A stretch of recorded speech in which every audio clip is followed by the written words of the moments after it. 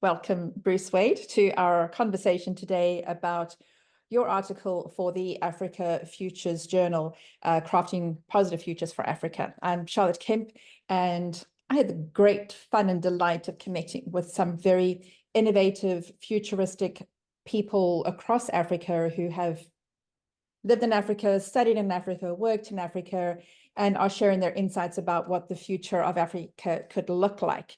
And Bruce Wade is my friend and colleague, and we've had so many conversations about so many different projects and things happening across Africa. We could be speaking for 2 or 3 hours, but we're going to keep this to around about 20 minutes. But Bruce, welcome to you. I'd love it if, as we start, if you could explain a little bit about the work that you generally do, and then we can start getting more specific. All right, good. Thank you very much, Charlotte, and greetings to anybody who's watching this. Good to be here. I'm a strategist and innovator at heart. I've repositioned myself as the experiential innovator because I'm passionate about how we treat our customers. And that customers is a very broad umbrella. So I kind of say, well, what is experiential hospitality? And I want to spread that umbrella of hospitality from the moment of truth where we interact with our clients, even if you're a coffee shop or a pharmacist or a 7-star hotel on the North Shore of Hawaii. It's all got to do with client service. And I think we're moving into an area where it needs to be experiential, innovative, and sustainable. So that's where I am putting a lot of my efforts. I'm also a professional speaker, author, and coach, and generally an okay guy to have a glass of wine with. Or a gin and tonic. Or a gin and tonic, or two. Great. All right. I'm going to deviate even before we get into the journal, just because we had this opportunity. You and I have also both been presidents of the Professional Speakers Association of Southern Africa. And as we've talked about the future of Africa under various categories, speaking comes up quite often. So maybe you want to just share a bit of your dream and hopes for the future of speaking across the continent of Africa. I think Africa is the continent of unrealized hope, and because people have sold the hope, or our hope has been sold from us, and that is reflective in the lack of voice that we have. If you look at the number of speakers in first world countries like across America and Europe, there's speakers under every rock, in every tree, where here there are speakers in Africa, but they're not empowered. They still feel that they've got to start every speech with, I'm sorry, but can I say something? And I think Africa has got a lot to share. We're the most innovative continent. We solve all our own problems, but we are apologetic in nature. And I think that needs to change. So this whole theme about from whisper to roar, hear Africa speak, I'm a good advocate and evangelist for anybody with a voice in Africa. And boy, do we have some amazing speakers. We've unearthed and uncovered and been introduced to some amazing, well-educated people with double doctorates, and they're too scared to talk. People who've been speaking every day for the past 10 years and are still too afraid to speak. So this empowerment and giving permission for Africa to speak across the continent, I think it's going to change the way we are going to be operating in the future. I'm very excited. Great, thank you. I've been involved in the Pan-Africa Speaker Summit, which was a project that I started ready to kind of get this conversation going, that we speakers in Africa find each other, we learn from each other, we encourage each other, we promote each other outside of the continent to other parts of the world. And then that work with the Pan-Africa Speaker Summit and with Voices into Africa then got me to think about the future of futurists in Africa, and how many times models that come from other parts of the world are brought into Africa and imposed here. And so I wanted to kind of challenge on both fronts. I'm a speaker and a futurist, and I wanted to challenge on both fronts. And I think for me, the deciding incident that really kicked this off was an occasion when I was invited to speak at a conference in Tanzania. And I traveled up from South Africa to Tanzania. My husband, who is British, but a resident in South Africa. We traveled up to Tanzania, and a colleague of ours from Nigeria traveled with us as well. And we got there to the conference, early, a few days early. We connected with the organizer, with the clients. There were a couple of other little sporadic events that were happening and dinners. And we really did what we could to support the organizer. And then one evening he takes us for a drive, a very entrepreneurial event organizer, but he also has these big billboards, advertising billboards that he normally, gets other clients to advertise on. But he had advertised this conference, and our little photographs were there at the bottom, but the big picture at the top was a speaker coming from the United States of America. And this was the headline speaker, and everybody was excited for this person to come and speak. And like 2 days before the conference, the speaker just said to his people, go talk to those people. I couldn't be bothered to come. This isn't, a big enough event for me. I'm not going to attend. And I was horrified on behalf of, on behalf of the organizer and the clients and everyone else involved, that someone could just dismiss this entire event so unprofessionally. And it was that moment and meeting the speakers at that event that were blowing my mind, that I thought, no, we've got to support each other in Africa and raise up our voices. And so that's why we kind of got into some of these projects. And for me, they all kind of connect around that there is so much wisdom, so much talent, so much in this continent. And the rest of the world will be richer for learning from Africa instead of just taking Africa's resources and leaving Africa to deal with whatever is left. So that's how we came to the journal. And the journal is designed to hear the voices of futurists in Africa, people who have worked or studied here or had some experience. So Bruce, in your article, you talk about breaking the chains and a blueprint for transformation. Give us a big picture of what that looks like for you in terms of the article that you wrote. So what I did, it was an interesting thing because we look at the history of Africa. We always go back to the most recent headline, and it could have been the change of South Africa and our, the freedom that was 30 years ago, or we could go back to some other incident. And there's been many wars and scuffles across there. But if you go right back to the beginning, and that's kind of what I kind of skim through history. I do about 15,000 years across in the article. But if you go back right at the beginning, when Egypt was the first kind of kingdom in Africa, it's the same repetitive cycle that we've been through.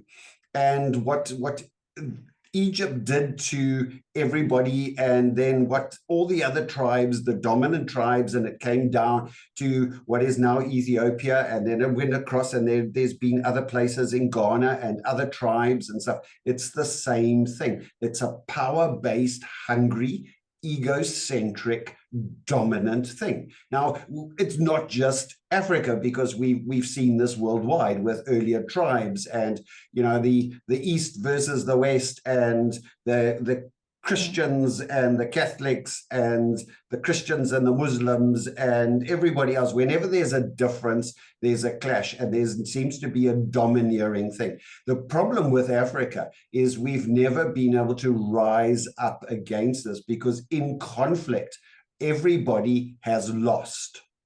And then we got into the slave trade, and really interesting there, because I've re-delved into the slave trade for another book that I'm writing. And looking at it, we always blame the guys in America for the slave trade, the guys with the ships. But look at the internal Africa story. There's more slaves who died in the slave trade even before they boarded the ships than the people on the ships and across in America or in Europe or in Malaysia and wherever they were sent and brought in there, because the internal conflict in Africa was just so horrendous. Like Africa killing Africans for financial gain motivated by Western agendas. And that has been our cycle.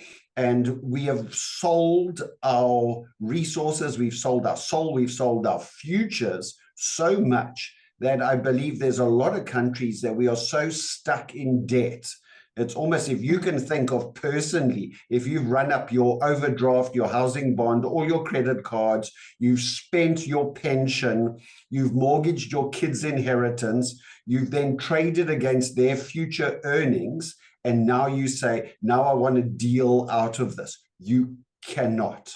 And a lot of Africa countries have got themselves so tied into long-term recurring debt that is just happy to be renewed. And we'll just renew that for another 100 years. And the guys go, okay, that's breathing space. But we are sold into generational debt and generational agreements. And the problem is we've got resources, but we have to buy our own resources back from the people that we've sold it to at a higher price than we could have done to get it out of the ground and manufacture it ourselves. So we're in a bit of a pickle. Good. Thank you for that summary. All right. So you said we're breaking the chains and we got a blueprint for progress. So how do we start to address that? So I think one, and we've seen this. So it's not my blueprint. It's just a blueprint that I've observed. There are a couple of countries around Africa that are beginning to break the cycle. They've gone back and they've renegotiated these things, and some of them have just put their foot down and say, everybody who's not part of our country, get out. And I kind of like that approach because it's a way to clean house. Now, I'm not, it was a non-violent thing. It's not like we're going to kill everyone. There was, just like by next Friday, if you don't belong in here, you are no longer welcome. Pack your bags and go home. And it's one approach, but there's been other approaches that have been far more diplomatic. And there are countries that are renegotiating this to say, no more, we will not be abided by other people's agenda on our country, on our people and our resources. And we will start governing not from an autocratic dictatorship point of view, but from, and this is a term that I think is kind of being used, but in Africa, dictatorship for the people. And it's slightly different because democracy in Africa doesn't work. We've seen that time and time again. There's no, okay, I don't want to get in the argument, but democracy has got huge flaws everywhere. But the model that works in Africa is what we see in countries where you have somebody who leads with power, but power for the benefit of the people, not power for the benefit of me and my bank account in some, income tax haven somewhere. And I think that's the difference. And we're beginning to see that. So I put forward in the article 10 steps that if you follow these, then you can change your entire community, your family, your country, your town, everything like this, and eventually the entire continent. It's a blueprint for sustainable change for Africa. Is it a feasible option? Probably not. Is it a viable option? Probably not. It's a bit of a dream, but every revolution that we have starts off with a dream, with a kind of a manifesto that says this. So this is my manifesto for Africa that I'm proposing. I'm happy to sit and discuss it with the United Nations and any other government that wants to come across there, or individuals who just want to have a good conversation about change for Africa. But I think it actually is because we've seen evidence of this happening across the continent, and it fills me with tremendous hope for political and economical and a fiscal future where Africa can rise as a continent that is equal, instead of being the whipping child and the shame money that we have to give into Africa because they are so corrupt, because we're holding them in that corrupt place. Therefore, we have to give them. If you keep beating somebody, they are soon going to enjoy being beaten, and it becomes part of their daily life. We need to stop this cycle of violence and get forward. I feel like I'm starting a political party here. I know, just I'm a passionate speaker. All right.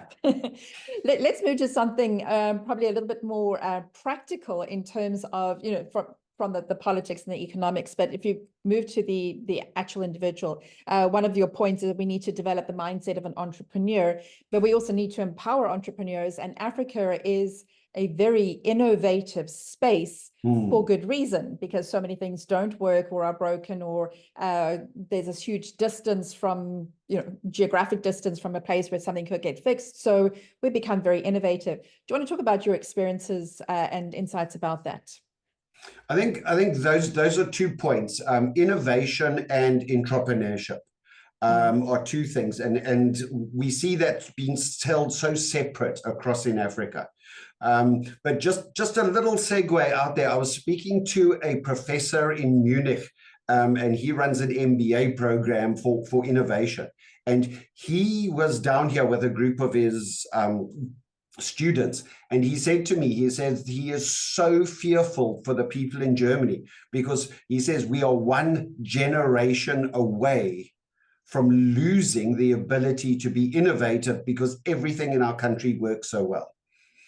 And that's an interesting, that's why he's bringing his students to Africa, because Africa is broken, but it is so innovative, because we have this term in Afrikaans, a boermakerplan, which is a farmer makes a plan. Because on a farm, when you're an hour and a half away from the hardware store, or the local agri-mart or whatever it is there, you've got to fix this water pump with whatever you've got. So there is chewing gum, there is tape, there is wire, and you'll find a lot of irrigation plans are very innovative. But the problem is converting that innovation into a entrepreneurial program is that chasm that hasn't yet been changed. So a lot of the programs that we are working on is to develop, taking an innovative mindset and saying, did you know that a water pump fixed with wire and held together with this and this and this and bunches of putty and etc. are actually a entrepreneurial venture in its primary form. It's R&D, it's that pilot program, it's a proof of concept, all those things we speak about. And these exactly is where we're going there. We've just got to churn that thing, is instead of I just have to fix it because this is what I do, to say, if I took this to the world, Africa would be better because I could share those ideas as an entrepreneur, instead of just being a guy who has to fix everything. Oh, I didn't even know that was innovative. That's just my way of life. So I think those 2 elements, if we can bring innovation and entrepreneurship together, we've got such a gem that hasn't yet been suffered. And you don't find that in countries that everything works. Yeah. As you were speaking, I was thinking of the farmer who's fixing something and doesn't realize that his innovation is actually could be a product that other people could purchase. And then the German professor is saying, the people in Germany are one generation away from losing everything because they don't know how to innovate. Both of those people are really steeped in their own bubbles, in their own experiences, and they can't see beyond it. So they can't see the potential, and they can't see the problems. And it's this kind of conversation when we say, this is what's happening in Africa. These are the stories that we're picking up. These are the perspectives of futurists and innovators and entrepreneurs in Africa.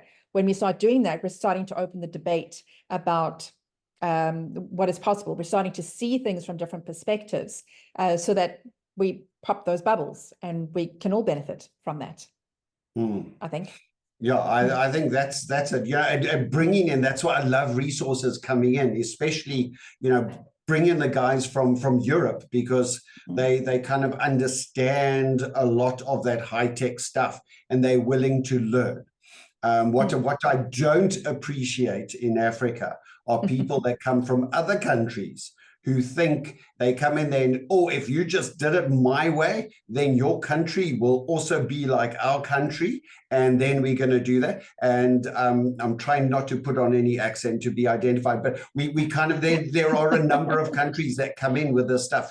If you just did it my way, you too will live in this land of wonderful opportunity and green grass and and so, and it's not that way. Africa is Africa. It's a different culture. It's a different way of life. It's a different mindset. We cannot be a German Africa. We cannot be an American Africa. We've got to be an Africa, because that's the only formula that's going to work for us. Absolutely. Yeah, and it's that kind of co-creation mindset and intention that, if people are visiting from other parts of the world, this is their experience, their model, their learning. and this is the African version of that. And then we come together with humility, we can create something better than we could have done on our own. Yeah. I'm going to share just a bit of a story. I've had the opportunity in this last year as president of the Global Speakers Federation to travel around to different parts of the world and speak at the professional speaker conferences. And when I went to Germany, I was asked to do a workshop on Africa, and that it was in the workshop stream, but I wasn't quite sure how I was going to workshop this, but we had a really good kind of roundtable conversation. And then I was asked to do a version of that in Canada. And both of those experiences for me were really interesting to talk to other people and to give them the opportunity to speak and say things and you know, with humility learn. But the conversation in Canada in particular was interesting because I wanted to position it as in you're Canadian or North American and you have biases and assumptions about Africa. And I know what some of them are, and I'm going to tell you, but not in a way that says you're wrong and you know you should be embarrassed by your biases, because we all have it. But if we can learn from that, if we can get an insight into another part of the world, a whole continent of 1 billion people, and go, oh my goodness, I have not thought clearly about that place, then it opens up our minds as professional speakers to think about other parts of the world or other types of people or other industries, and to remove some of that arrogance that we know what's going on. So that humility is a lot easier. And some of the things that I wasn't expecting really blew their mind. And part of that was like the geographic size of Canada versus Africa, because on the map, Canada looks quite large, but when you actually scale them properly, Canada is much smaller than Africa is. And then you talk about 54 countries and over 200 languages and 200 religions. And suddenly people are realizing that this is a multifaceted place with so many differences, and you cannot just make one sweeping assumption about an entire continent. And the conversations that came back, was one person who contacted me 5 months after I did that talk to say, can we have a Zoom chat? I just want to say, I just had never thought of Africa that way. Just because we were willing to have this conversation. And again, us without arrogance, we can't go and tell the rest of the world from that kind of perspective that they've got everything wrong, because we all need to be learning from each other. So I like that co-creation position. I think I always invite people whenever I get people, you know, from overseas here and they're doing various work. I said, you know, do not talk for the first 3 days that you're here. Learn to listen, because you will learn more than you've come to teach.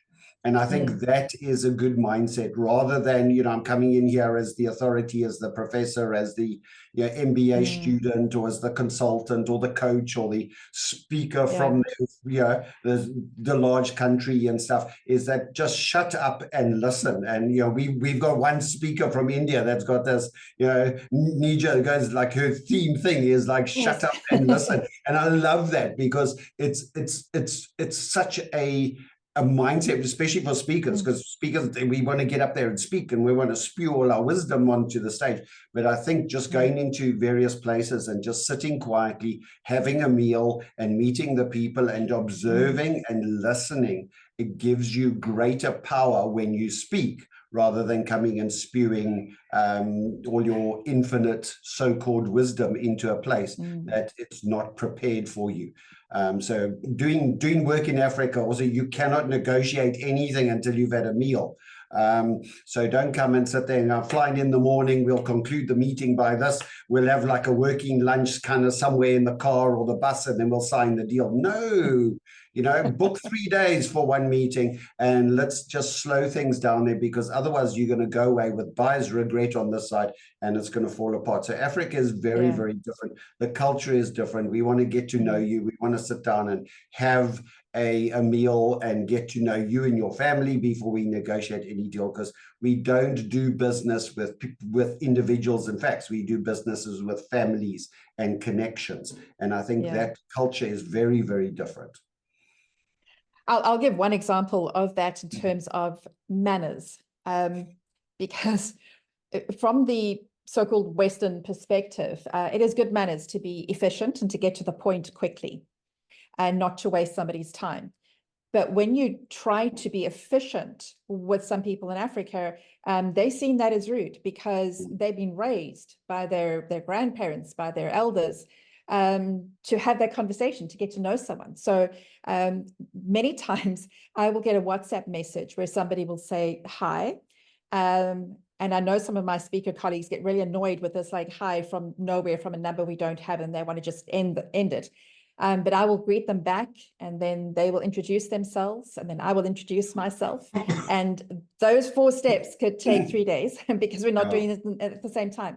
And then the person will explain, why they are actually contacting me, and then we can get into a conversation. But we have to go through the manners first. And that like you're saying, slow down, 3 days, shut up.